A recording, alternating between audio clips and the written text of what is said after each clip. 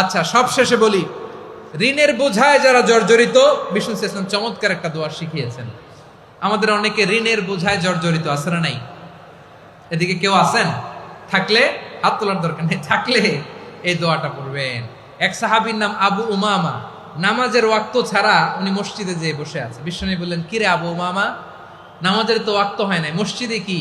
সাহাবী বলে, হুমুমুন লাজিমাতনি ওয়া দুয়ুন, নবী গো, ঋণের বোঝায় এমন টেনশনে আছি, ঘরে থাকতে পারলাম না, মসজিদে চলে আসছে। বিশ্বনবী বলেন, আমি কি তোমার এমন একটা দোয়া শিখাবো যেটা পড়লে আল্লাহ তাআলা তোমার ঋণের বোঝা হালকা করে দিবে?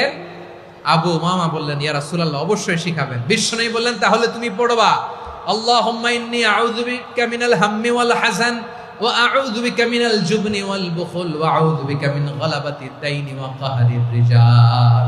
ও আল্লাহ, তোমার কাছ থেকে দুশ্চিন্তা থেকে পানা চাই, কৃপণতা, ভীরুতা, অলসতা, কার্পণ্যতা, এই সব কিছু থেকে, মানুষের কঠোরতা, আমার উপর মানুষের আধিপত্য এবং ঋণের বোঝা থেকে পানা চাই।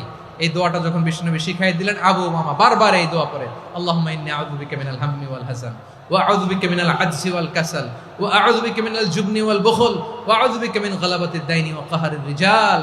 আবু উমামা বলে, এই দোয়া আমি পড়তে লাগলাম। কিছুদিন পরে দেখা গেল বিশ্বনবীর শেখানো এই দোয়ার বদৌলতে আল্লাহ তাআলা আমার সব ঋণ পরিশোধের ব্যবস্থা করে দিয়েছেন।